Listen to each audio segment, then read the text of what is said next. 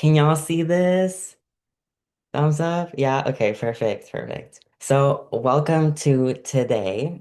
It's a self-seduction workshop where I'm going to be teaching you my perspective on how to magnetize your desires towards you or how to experience your desires as something not inherently separate from you, but as something inherently part of you and part of how you can perceive the world through your lens of where you are right now. Um, okay. So this is all based on the principle that we are the only ones who need to be convinced. Convinced that we are deserving of our desires, convinced that we are deserving of what we want to have or experience, seduced into living a life that is fully expansive and expressive and erotic and full of all the things that we want to experience. And a life that in which when we see something that gives us jealousy or makes us jealous, we are able to see that we only need to cross the gap between where we are now and where the thing that what is making us jealous is.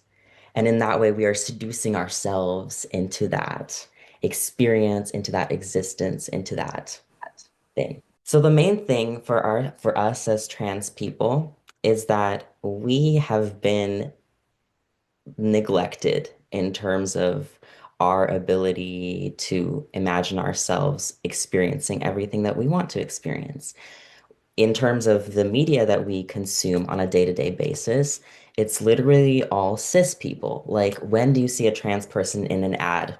Not that we need more ads or, us in ads, but we see ads all the time and never do we see a trans person, right?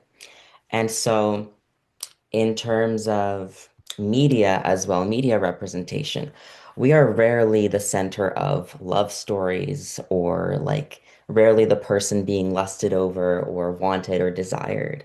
And so, in terms of being trans or genderqueer, a lot of us are stuck with, do I even deserve to experience this? Especially if I cannot fit into a cis standard or a binary standard of existence, or I'm just trans, period. Do I even deserve to, or can I even picture myself as the receiver of good things, positive things, or the person who could experience what I want to experience, specifically in terms of like genderqueer transition, like, because y'all deserve to have exactly what you want in terms of genderqueer transition. No guilt, no shame, no fear. Like, that is completely man-made constructs. If you, as a trans person, feel shame for being trans, scared to be trans, guilty to be of being trans, or grief of being trans, all of that is completely made up. And if you feel those things, it means that the system of oppression towards trans people is working well. So you are perfectly positioned to dismantle this structure by recognizing that all of that is complete BS. But that brings me back to self-concept. You, as a trans person or as an individual, period, are the deciding factor of what you experience. It's not somebody giving you the permission slip to experience something, that job, that house, that place of residence, that relationship, that friendship, that community. You are the person deciding whether or not you can experience that, should experience that, or deserve to. And the way that I think about receiving things is you are the person on top. You are the God creator, like sovereign decider, source. You are source. And your desires are not above you in terms of what you are trying to achieve. Your desires are below you in terms of what you are selecting to experience. And when I made this mind switch, it allowed me to perceive myself as the chooser of experiences. And so a lot of times as we move to the world, through the world, we may people please and we may want to be what somebody else wants us to be, or we might want to we might feel anxiety at maybe even resting or relaxing because we're not busy producing. But when we put ourselves in this framework here, we can identify that we are the person who can decide how we want to be involved. And the people living rent free in your head, telling you what you can and can't do, should and shouldn't do, are slowly getting kicked out so that the only person left in your mind is you to make those decisions. And the magnet is you. You are the source. You are the person deciding and choosing the reality that you want to be in. So now let's get into how to navigate through life with this framework. So the first thing is flirting. And I love this topic because I love flirting. I love being at the queer club. I love flirting with people and I love sussing out the vibe. And we're going to use that like feeling that we have when we're trying to figure out if this person likes me, do I like them? Do I really want this? In terms of other things in life. Because half the time we want things that we don't actually want. Or we think we want something, but maybe we just we want somebody to see us having it. Or we want it because it's a cis standard or it's something that other people have told us is good or good to have. We want to decide for ourselves if we really want it. We are the people flirting with that experience. Like, for instance, if there's like a relationship that you want to be in or a way that you want to experience your gender queerness, it's kind of like a playful energy. And this is helpful when there's something that you feel like you can't have. Like, for example, a loving queer relationship or queer community or a job or something like that.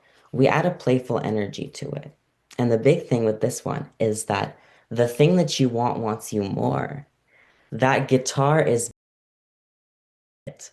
The air is begging you to sing. That person is begging you to be in a relationship with them. That job is begging you to work there. And when we make that switch and we're worried about whether or not we can get that thing, immediately we can go into this perspective of like, it wants me more. And I don't know if I want it. Let me think about it. Let me sit on this. Let me think on this. And that allows us to remind ourselves that, like, we are in co-creation with what we want. The next thing is self-care. So this is kind of like the thing that we're going to be doing in the subconscious reprogramming exercise, where I'm going to guide you through a little meditation. I want you to think about a self-care practice whatever that is for you, whether that is creative. For me, I'm trying to get into sewing and upcycling, or it could be hygienic, like you want to be on top of skincare, hair care, or maybe you just struggle to make your bed and that's something you want to get into. Or you're want to get on top of school or work. You want to make a plan ahead of the week. You want to be more type A or type B, whatever it is something that you want to get into that feels like the more expressive, expansive version of you. So now that you have that in your minds, or I'll give you a second to think about it, I want to talk about detachment. So a lot of times when we feel low and we feel like the thing that we want to be couldn't be further away from us, the thing that we want to experience couldn't be further away from us. And that has to do with anything in life. Like you might have been denied something by the government, or there's a relationship that you got rejected in, or you just feel so unlovable or so like horrible. Practicing detachment by knowing that you already are the person who is experiencing or could experience your dream life. You are the person, whether or not it exists in the physical reality yet, everything starts off as a thought or a feeling that you experience internally. And this is a fun fact about the subconscious mind. Anything that you experience internally just as a thought, as an experience in the mind. You close your eyes and you experience yourself in that room of queer people or at that job or living in that place. Your physical body has no clue whether or not that experience was actually experienced by the body or if it was just something you imagined in your brain. Your subconscious cannot tell. And this is followed by something called the reticular activating system, which is a part of the brain that basically only observes what you deem to be important or what you are constantly thinking about. And so if you deem to be important that you are loved, or you're constantly thinking about the fact that you are loved, you're constantly thinking like, oh, these people, I'm so loved. These people love me. They love me even more than I can imagine. They love me more than I love them. Like I'm so loved. If you are constantly thinking this, or you deem it important to yourself that you are lovable, the reticular activating system in your mind is going to only see that or primarily see that because that is the way the mind works. There's no way about it. You are always going to be experiencing what you dominantly think about or what you deem to be important or what is familiar. There's a couple of other things that your brain is conscious of. But for this, it's what you are dominantly thinking about or what you deem to be important. And in terms of detachment, we can sometimes we do not have the means to experience what we want right now, whatever that means. And you can think to your own life, like if there's something that you feel like, I don't have this now. Maybe you don't have the money to buy a certain pair of clothes that you want. Maybe you don't have the money to make this move or make this transition.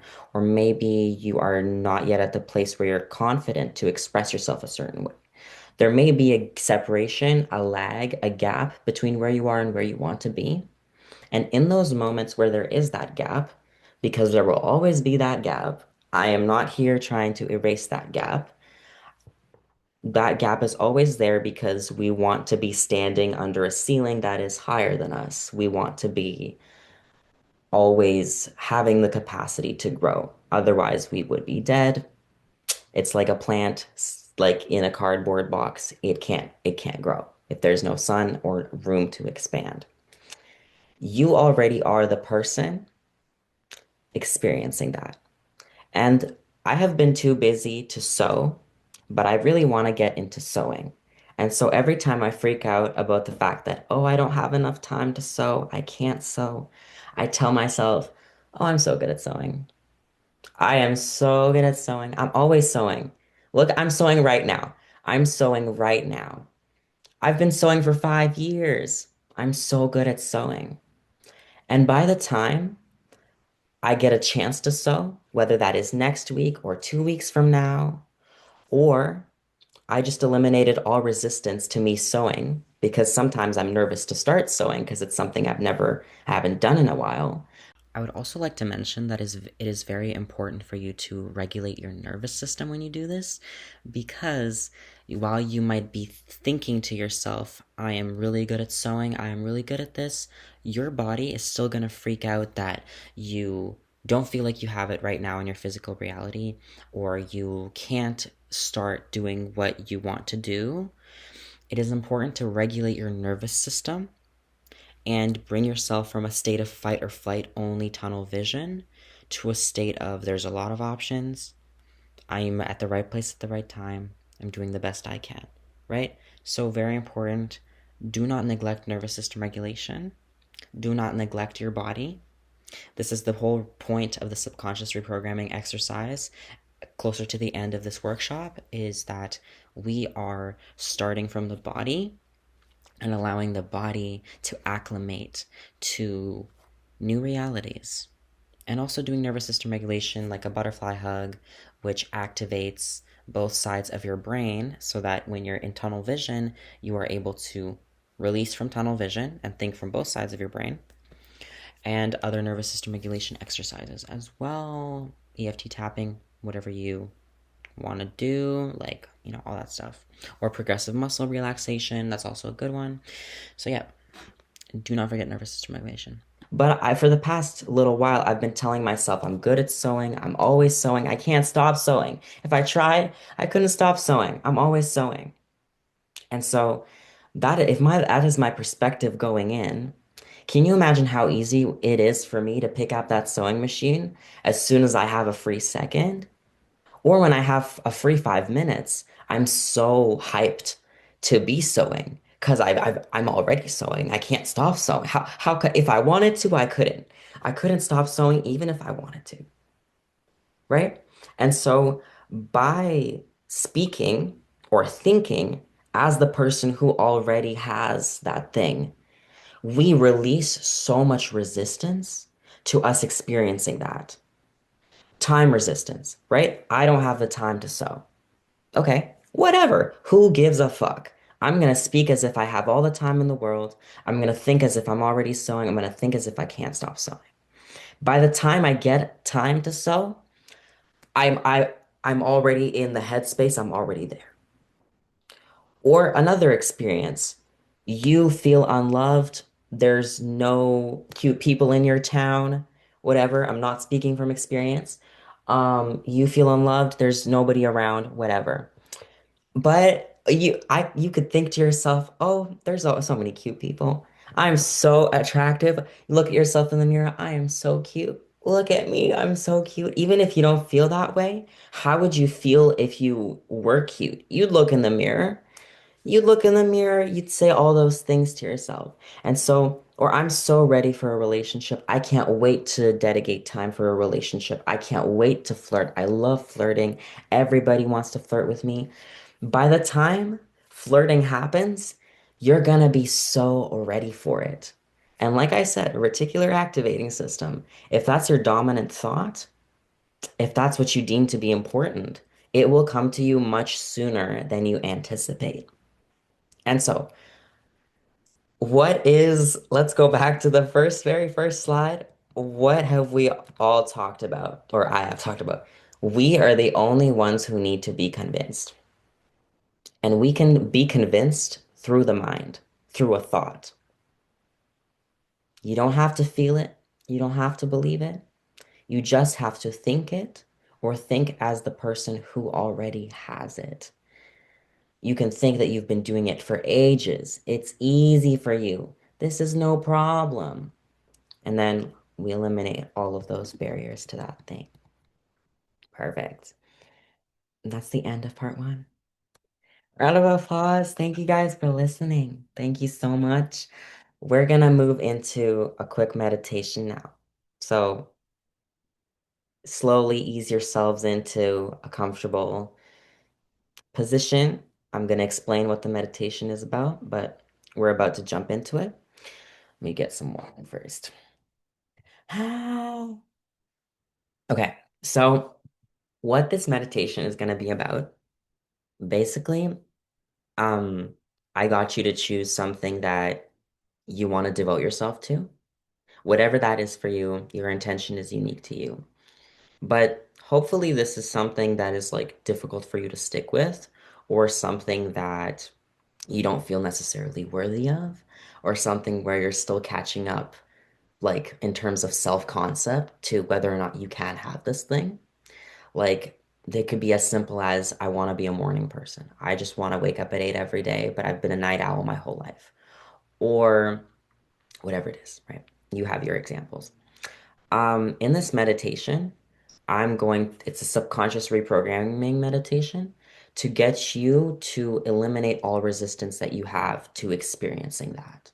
I'm gonna put you in the feeling tone, in the thinking tone of the person already having it right now.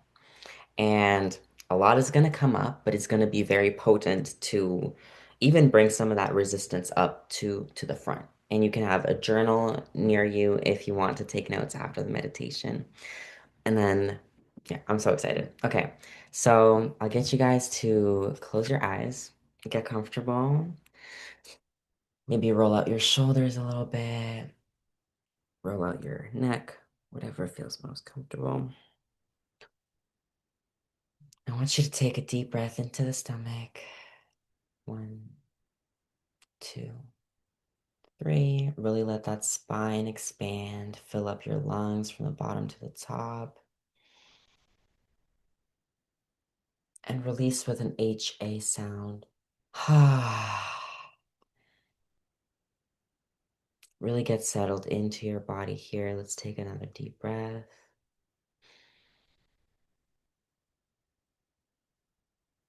Filling up your whole lungs. And release with an HA.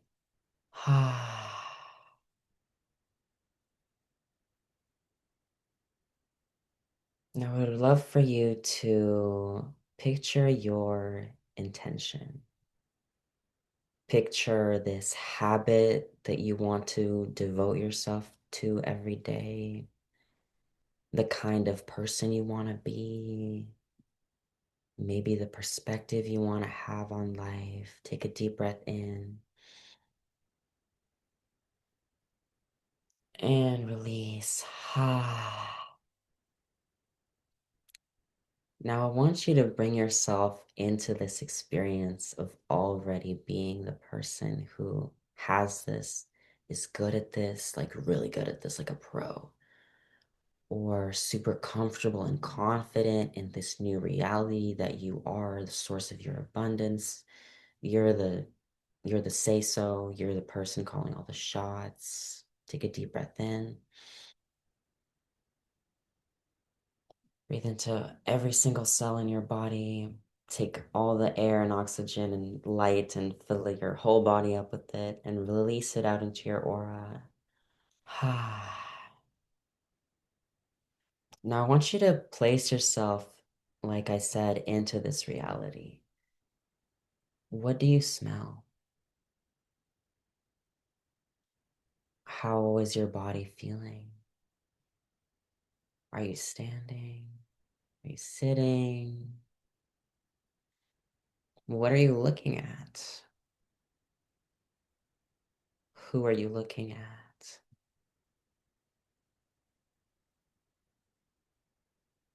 What are you feeling? Is there a blanket on you? Are you in a car moving 100 miles an hour and the wind is in your hair? What are the specific details of this feeling? Down to how it feels on your skin.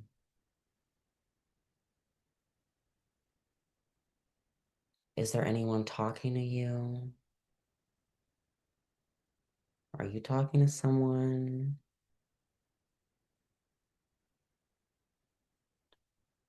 Can you imagine a sentence being exchanged between you two?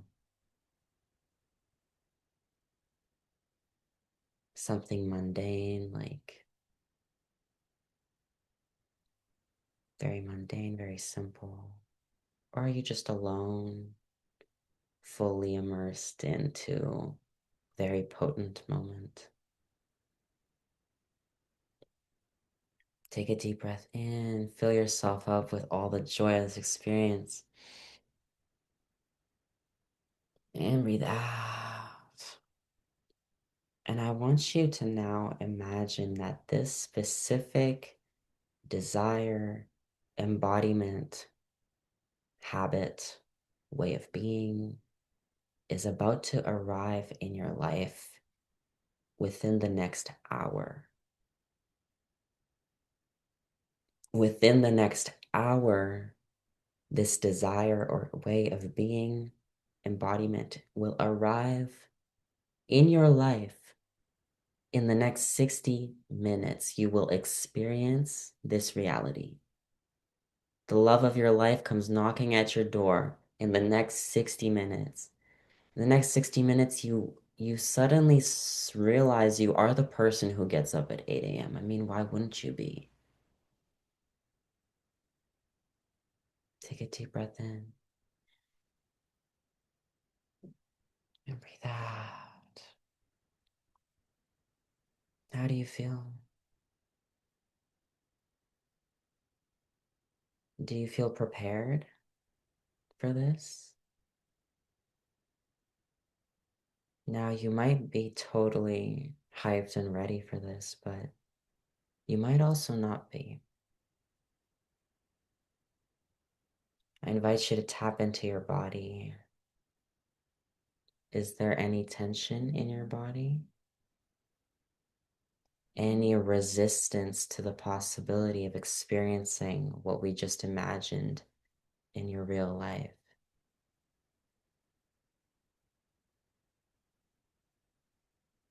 Is there tension in the shoulders, tension in the hips?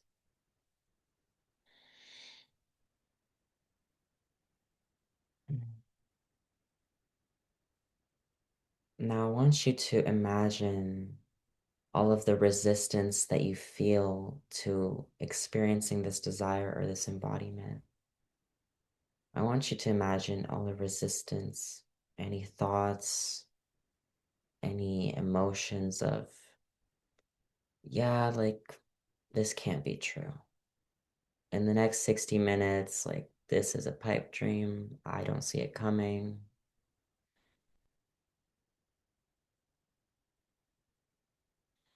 Can you imagine all of these thoughts of resistance as a person?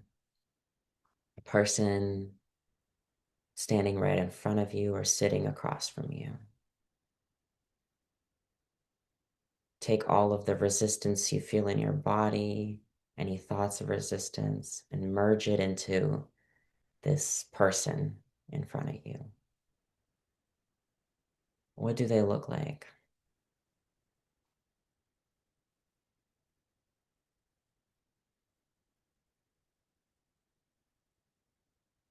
How do they speak to you?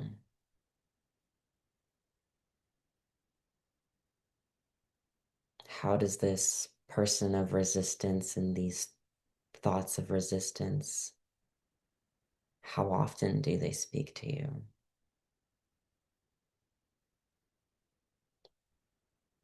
And what's the tone?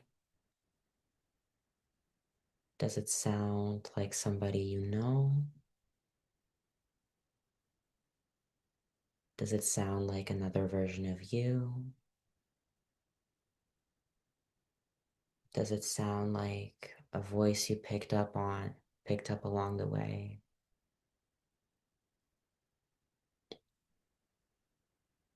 And I want you to imagine this person speaking to you right now. What are they saying?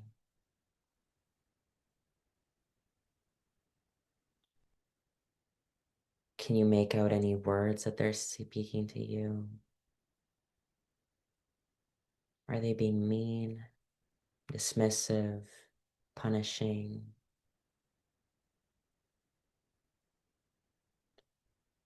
And I want you to give this person a big hug.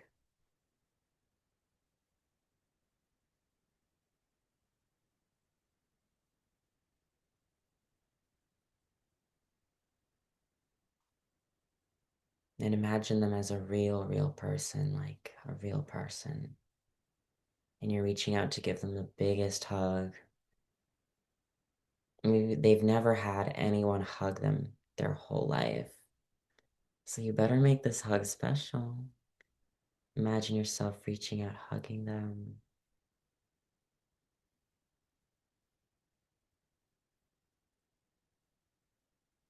And whenever you're done giving them that hug,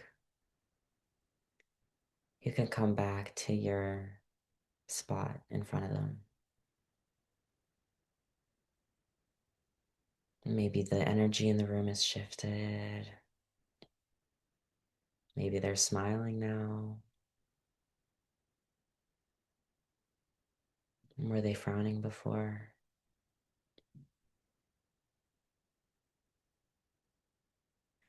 And now that we're deep in this internal landscape, I want to ask the subconscious reprogramming question of today.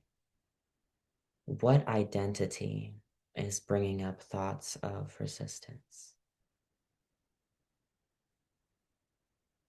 What identity is bringing up thoughts of resistance?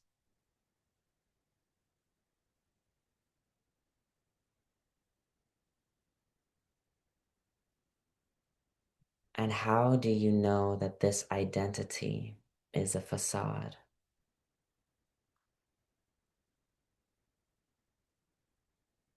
How do you know that this person in front of you is a facade and the identity that they represent? What is that identity?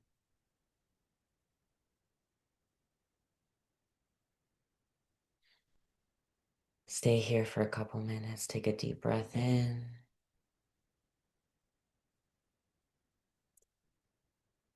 filling up your lungs, holding at the top, and release with an HA. Release all of that resistance.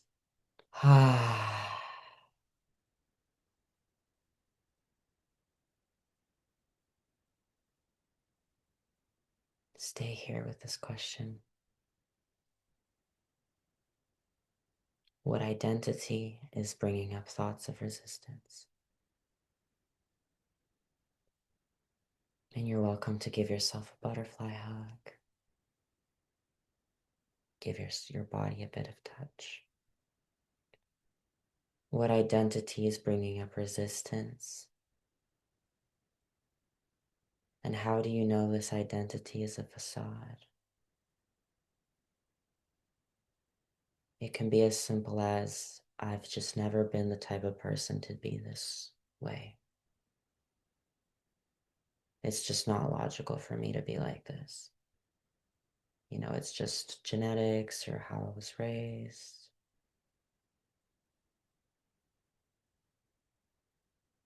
I'm just not brave enough. I'm just not good enough.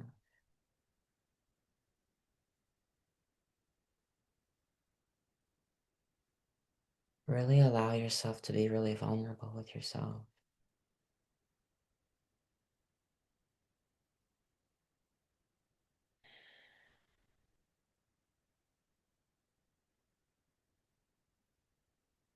Really bring that same energy of that hug that you gave to the person in front of you.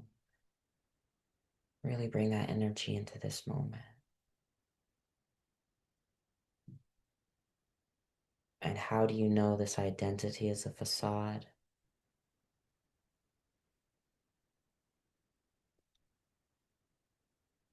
It doesn't apply.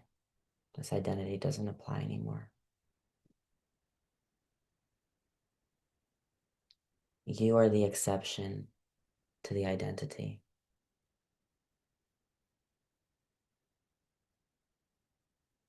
In this moment, you can decide that it's no longer you.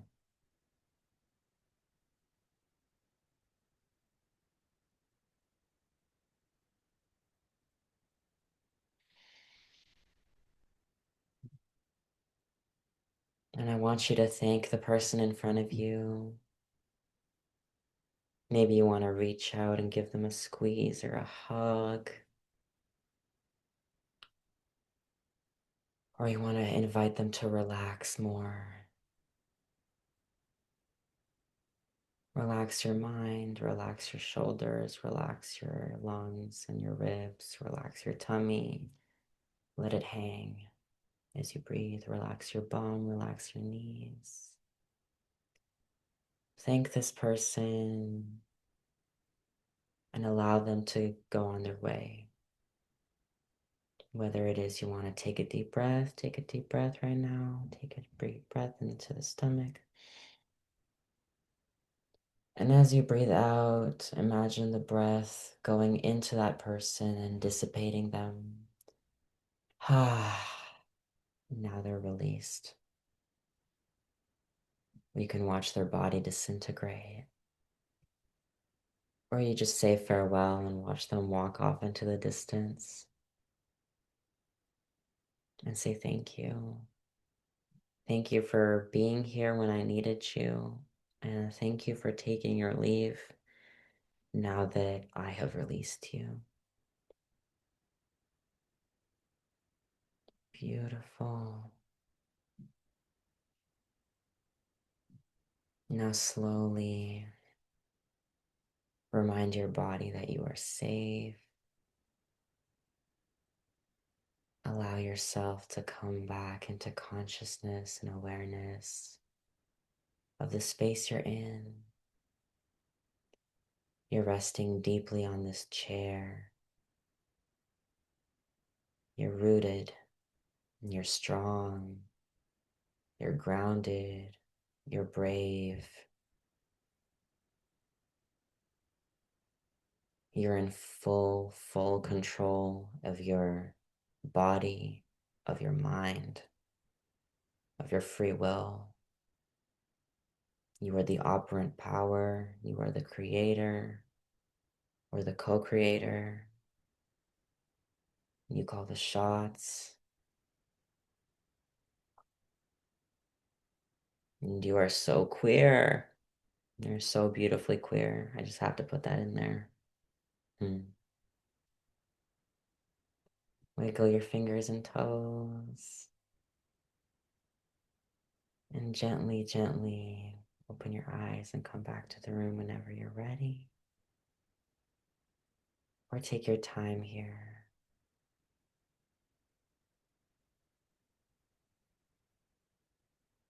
You can roll out your shoulders a little bit. Whoever is, whoever wants to can follow along with me, or you can keep your eyes closed for the next couple minutes. But if you want to, just roll your shoulders forwards. If you want, no pressure at all. And backwards.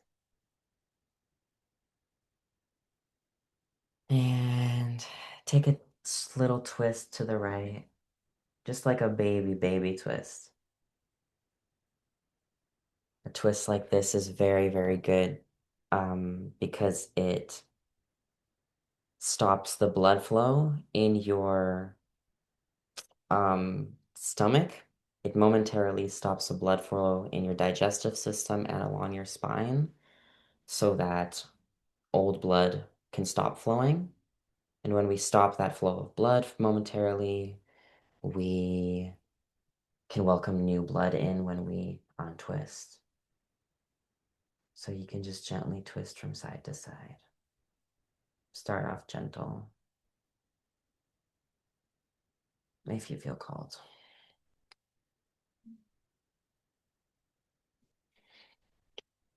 Beautiful. You can keep going with that. Or move on to a neck massage here. Just massaging your neck where it feels sore.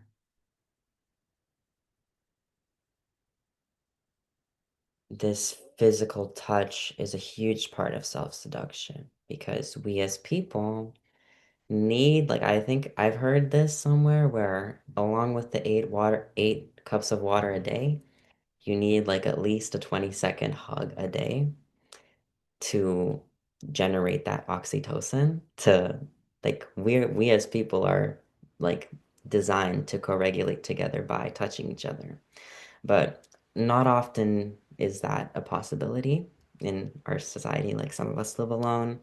We can't ask our roommates for a hug like I can.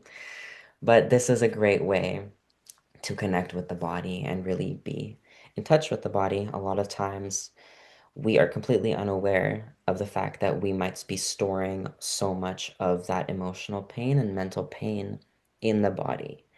And this is a powerful way of bringing attention to or like physicalizing an emotion that we have in our mind. Beautiful. I'm so proud of you guys. Thank you for walking through that with me. That was a very powerful subconscious reprogramming exercise. You're going to be feeling it for the rest of the week, let me tell you. So be gentle with yourselves. Um, yes. I would love to open the floor for sharing if any of you feel called to share the intention that you wanted to experience and what it was like imagining yourself experiencing it, and then bringing that intention forward and imagining that it's going to be experienced in the next 60 minutes. Did you feel like I'm not prepared or I'm more than prepared? How was that experience? And then curious to know what your reflections were on identity that brings up resistance and how do you know this is a facade? I'll go first. So Actually, I was too distracted with running the thing that well, like when I've done this in the past, identity that came up for me was that I am too different and too incohesive, like too not fitting in between, like not binary enough, not like whatever, and like just like too weird to be able to receive the same things that somebody who is more like normal or more cohesive might be able to experience. And how I know that that is a facade is because there are so many people who are different, number one. Number two, normal is made up. There are people in all like experiences of life that feel like they're the exception to that experience. And like everybody feels at odds with this capitalistic world. And so the way that I feel is very normal and very fine and very okay. And while I might not necessarily always feel that I'm deserving, specifically of like feeling loved or being loved, I understand that that is something that we, like so many people feel. And me feeling lonely in this is just a byproduct of the world that we live in. And that releases that's just a facade. I am so lovable just as I am. So yes, whether or not we feel it or even believe it, we have created the thought, the seed that is now going to become a feeling, then become an action, like inevitably. Or it's going to attract something to you with that reticular activating system because we're always observing things. We're always aware of something. And so at the end of the day, what are we choosing to be aware of is the end, is that point blank period. Sentence. Oh, period, next sentence. So yes, if any of you want to share, if not, don't worry about it. This is just like if that is a feeling.